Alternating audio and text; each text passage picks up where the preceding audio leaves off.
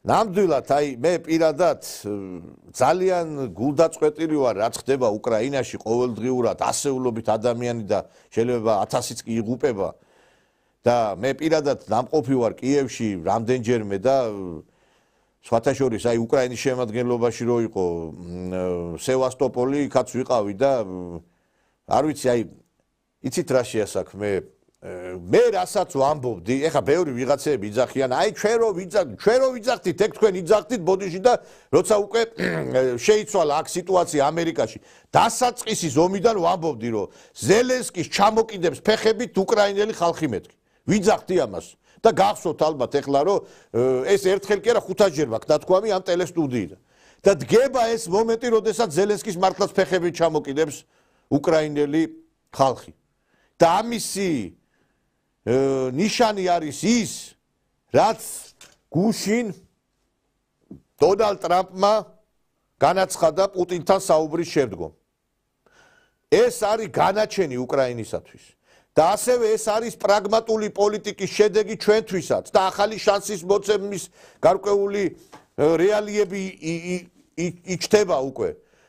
ჩვენ რო ვამბობდით, რომ უკრაინა იღუპება და ჩვენ სწორად ეს სწორი პოზიცია გქონდა დასაწყისშივე რომ არ ჩავერთეთ ამ დაპირისპირებაში და ვთქვით, რომ დამღუპელია ქვეყნისათვის ხელისუფლებას, ასევე მადლობა უნდა უთხრა, ისე გამომდის ეხლა რომ ძალიან ბევრ მადლობებს ვიხდი, მაგრამ რაც მართალი ეხლა უნდა დავაფასოთ მეგობრებო, იგივე ყაველაშვილის საქციელი უნდა დავაფასოთ, იგივე ხელისუფლების პრაგმატული პოლიტიკის შედეგიც უნდა დავაფასოთ და რაზეც არის საუბარი ეხლა და რასთან დაკავშირებით საუბრობ, აი ეს აი ამ განცხადებიდანაც ნათლად ჩანს. შესანიშნავი სატელეფონო საუბარი მქონდა პუტინთან. ის საათზე მეტ ხანს გაგრძელდა. ეს ომი კატასტროფაა და უნდა დასრულდეს. უკრაინის ტერიტორიული მთლიანობისა და ნატოში მისი გაწევრიანების შესახებ ევროპულ-ამერიკული დაპირებები წარსულს ჩაბარდა. პუტინთან საუბრის შემდეგ ტრამპის განცხადებებიდან ირკვევა, რომ უკრაინა ვერც ნატოში შევა და ვერც ტერიტორიულ მთლიანობას აღიდგენს. კიევს მოუწევს ამერიკის მიერ დახარჯული მილიარდობით დოლარის ანაზღაურება და უკრაინისთვის ალტერნატიულ გარანტიებზე პასუხისმგებელი მხოლოდ ევროპა იქნება და არა ამერიკა. ჩვენმა თავდაცვის მინისტრმა განაცხადა, რომ უკრაინის ნატოში გაწევრიანება არარეალისტური და არაპრაქტიკულია. მე მას ვეთანხმები. რუსეთში პრეზიდენტ პუტინამდე დიდი ხნით ადრე თქვეს, რომ ამას არასდროს დაუშვებდნენ. თუ უკრაინა ნატოში არასდროს შევა, ეს ჩემთვის მისაღებია. მიიჩნევთ კი უკრაინას სამშვიდობო პროცესის თანასწორუფლებიან მონაწილედ? საინტერესო შეკითხვაა. ვფიქრობ, მათ მოუწევთ მშვიდობის დამყარება. ახლა ჩვენი ფინანსთა მინისტრი დოკუმენტს ამზადებს, რომ ჩვენ მიერ დახარჯული ფული უკან დავიბრუნოთ. ჩვენ გაცილებით მეც ვხარჯავთ ვიდრე ევროპა. არა და ევროპა ჩვენზე მეტადაა საფრთხეში.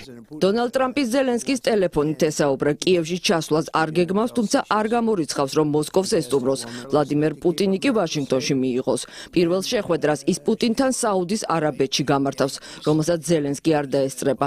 ტრამპის ამ განცხადების შემდეგ Times-მა დაწერა, რომ პუტინის იზოლაციაში მოქცევის დასავლური მცდელობა ჩაიშალა. ამან უკრაინის პარტნიორები შეაშფოთა, გამოითქვა ეჭვები, რომ ამერიკამ უკრაინას უღალატა. ეს არ არის ღალატი, მთელი მსოფლიო და შეერთებული შტატები დაინტერესებულია სამშვიდობო მოლაპარაკებების დაწყებით. ტრამპის სამშვიდობო ძალისხმევით შეშფოთებულია ევროკავშირი და დიდი ბრიტანეთი. ბრიუსელში მიიჩნევენ, რომ მათ ზურგს უკან მიღწეული შეთანხმება ვერ გაამართლებს. ტელეგრაფი წერს, რომ ბრიუსელს არ მოსწონს ევროპის გარეშე ტრამპი პუტინის დამყარებული მშვიდობა. ევროპა მოლაპარაკებებში ჩართული უნდა იყოს და სამშვიდობო წესრიგში ცენტრალური როლი უნდა შევასრულოთ.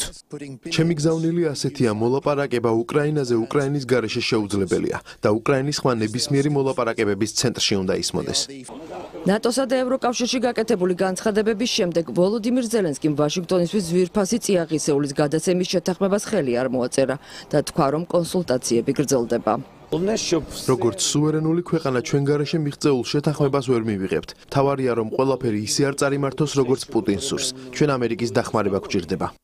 უკრაინაში ტრამპის სამშვიდობო ძალისხმევაზე ევროპელი მაღალჩინოსნების რეაქციას უნგრეთის პრემიერ-მინისტრი უსარგებლოსა და მათი სისუსტის დემონსტრირებას უწოდებს. ვიქტორ ორბანის განმარტებით ბრიუსელის პოზიცია ადამიანთა მკვლელობას იქამდე დაუჭირონ მხარე, ვიდრე საჭირო იქნება, მორალურად და პოლიტიკურად მიუღებელია.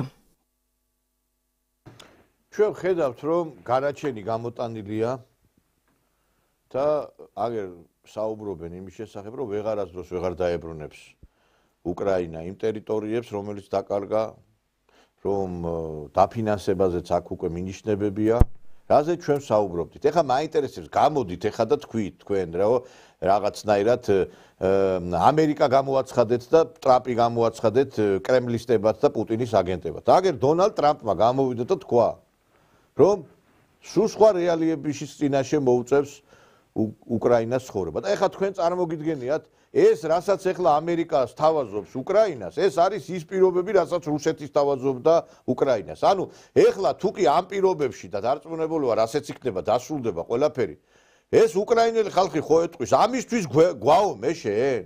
ამისთვის დავხოცეთ ადამიანები, რომ ისე იგი ჩვენ დავთანხმდეთ ამ კაპიტულიანტურ პოლიტიკას და შედეგებს? ეს იქნება საბოლოოდ განაჩენი ზელენსკისთვის და თავად ნაცელია ყველაფერი იმისა, რომ ამერიკამ დააწყებინა ომი.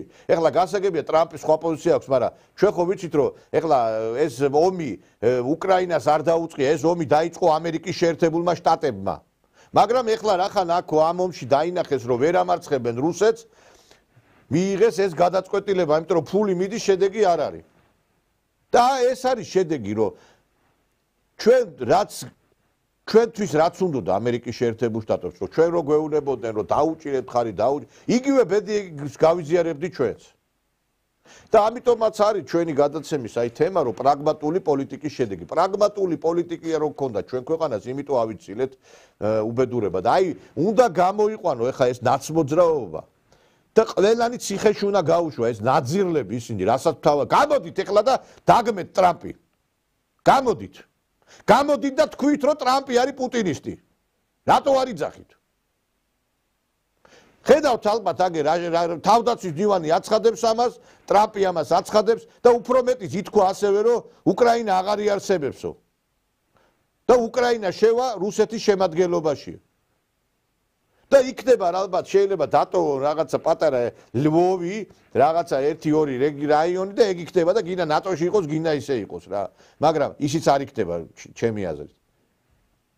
აი ეს არის შედეგი იმისა, მეგობრებო, რომ როდესაც მართლაც დადიხარ ამ დასავლეთის ამერიკის ჭკუაზე, მიიღებ ამ შედეგს და მიიღეს კიდევაც. დამთავრებულია ამბავი უკვე უკრაინა მალე სრულიად იქნება რუსეთის შემადგენლობაში ეტაპობრივად და ჩვენ კი გილოცავთ მეგობრებო, რომ ჩვენ გადარჩენილები ვართ და შანსი მოგვეცა. ჩვენ შანსი გვაქვს დავალაგოთ ურთიერთობები და ჩვენი პრაგმატული პოლიტიკა გაგრძელდეს იქითკენ, რომ ჩვენ რუსეთთან დავიწყოთ დიალოგი უკვე სხვა მიმართულებით.